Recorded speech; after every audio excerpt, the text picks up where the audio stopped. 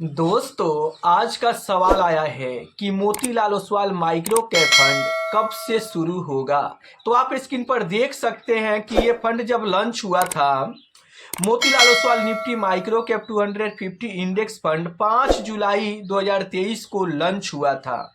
सेबी की चिंताओं के कारण इस फंड में नए निवेशक को 8 जनवरी 2026 की समय सीमा के बाद बंद कर दिया गया। यह पूरी तरह से बंद नहीं हुआ है, बल्कि इसमें अब नया पैसा नहीं जमा होगा।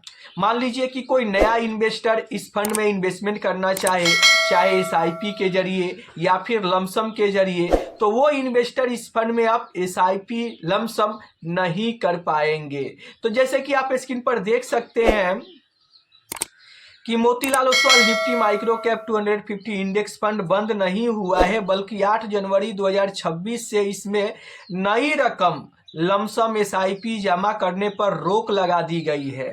आपका पैसा पूरी तरह से सुरक्षित है, आप उसे अभी भी रिडीम कर सकते हैं और यह फंड मैनेजर द्वारा सामान्य रूप से प्रतिबंधित किया जा रहा है। मान लीजिए कि जो इन्वेस्टर पहले से Motilal Oswal micro cap fund में इन्वेस्टमेंट किए हैं, उनका पैसा बिल्कुल सेफ और सुरक्षित है और उस पैसे को फंड मैनेजर द्वारा यहाँ पर मैनेज किया जा रहा है। तो अगर आप चाहते हैं इस पैसे के रिडीम करना, तो आप चाहो तो आसानी से आप अपना पैसा यहाँ से रिडीम कर सकते हैं या फिर किसी दूसरे फंड में आप स्विच कर सकते हैं। अगर नहीं भी करते हैं तो आपके पैसे बाजार के उतार चढ़ाव के हिसाब से बढ़ता घटता रहेगा। मान लो कि आपका पैसा जिस स्टॉक में लगा है, उस स्टॉक में अगर तेजी होता है तो आपका पैसा बढ़ता रहेगा, अगर उस स्टॉक में गिरावट होता है तो आपके पोर्टफोलियो में भी गिरावट देखने को मिलेगा।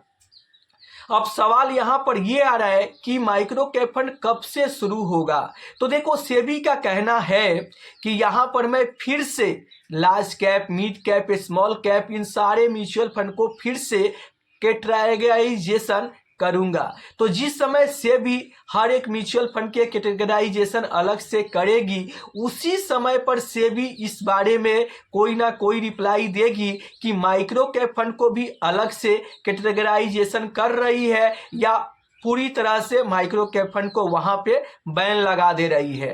तब तक आपको इंतजार करना पड़ेगा जब तक से भी म्यूचुअल फंड को कैटेगराइजेशन अलग अलग नहीं करती है, तब तक आपको यहाँ पर नजर बना के रखना पड़ेगा। अब जो भी करेगी सेबी करेगी। अगर मान लो कि सेबी फिर से large cap, mid cap, small cap हर एक म्यूचुअल फंड को अलग से कैटेगराइजेशन करती है, तो उसी समय अगर माइक्रो कैप फंड को शुरू करना होगा तो वो माइक्रो कैप के लिए भी एक अलग से कैटेगराइजेशन करेगी।